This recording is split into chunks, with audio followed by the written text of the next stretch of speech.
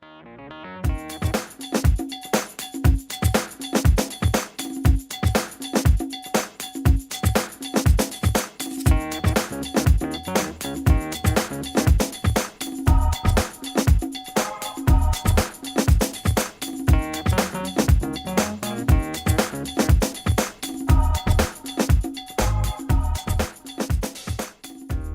about the PTO.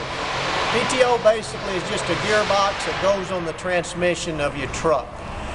Like I said a couple weeks ago about a clutch pump, our hydraulic system, we either get our power from a belt-driven clutch pump or a PTO. Your trucks basically have a 6-bolt opening here, and right in there, take that plate off basically, and you got an idler gear in there that's basically turns, and then you put your PTO on it, and basically gets you power to run your hydraulic system. Over here we got a PTO. This PTO here, basically what you do, you take the studs, put them in the transmission of your truck, and then you got a gasket. Sometimes you use one gasket, sometimes 2 gaskets. The purpose of more than one gasket is getting the right distance between this gear and the idler gear on your transmission. Also, sometimes people will have an oil leak around here, and all they want to do is tighten the bolts up here. Okay, that's not always the case, because sometimes they end up stripping the bolts out of the transmission and all that. You know, if the bolts are loose, snug the bolts down, tighten them up a little bit. But if you need to take a gasket, replace the gasket to fix the leak, then you have to take the PTO off. Do those bolts normally come loose? Well, it's like any other bolts. You torque them to the right torque. Plus, with all the vibration and everything, you should check them. You know, probably at least once a month to make sure that they are tight. Make sure you've got no leaks on it. Now, this particular PTO here is what they call a cable shift PTO. It's very simple.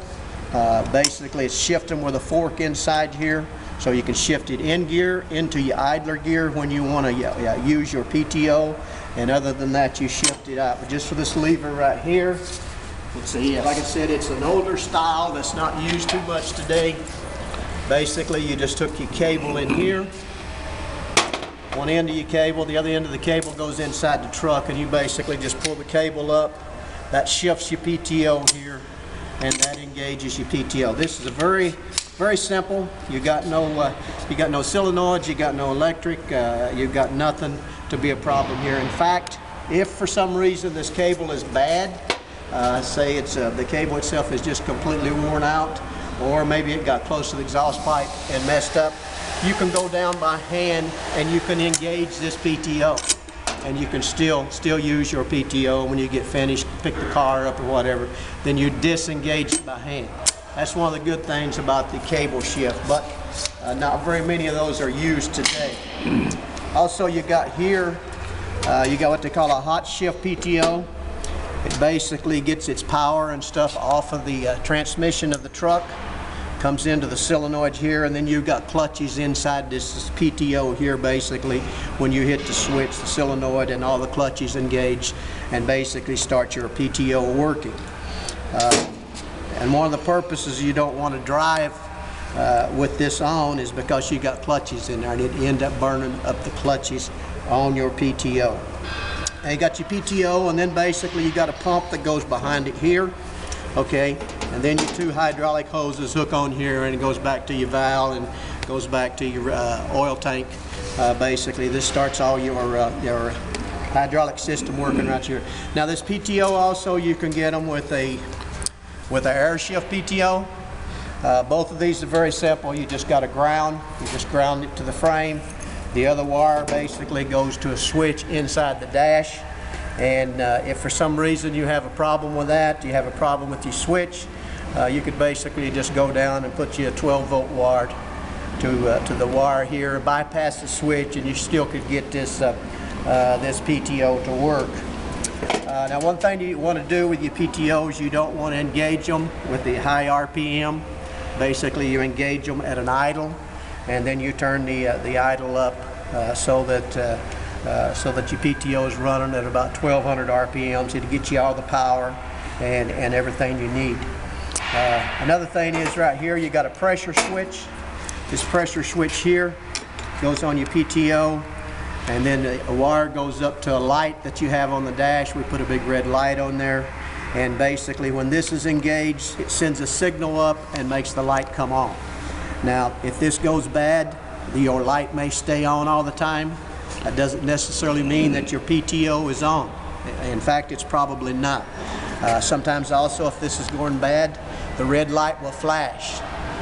So basically, if you've got that going on, change your sensor right here, and that should solve your problem.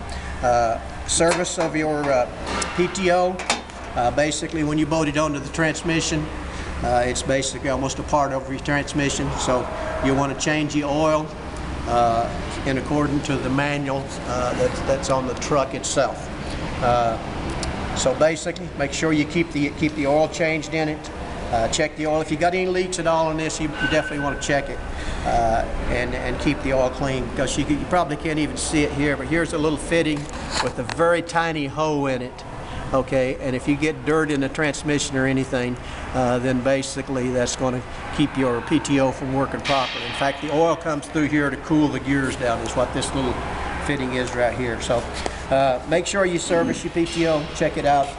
One more thing also, you've got a shaft here, and you've got a spline on your pump that you can put a little grease in there, pull it apart here, put a little grease in there where the two go together. Because I have found over the years that it would end up wearing the spline out in there, and you end up having a problem. Your PTO won't work.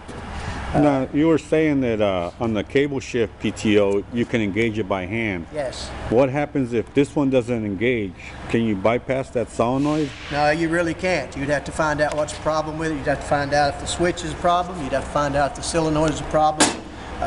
Possibly you would have a problem that the clutches might be burned up inside the PTO itself.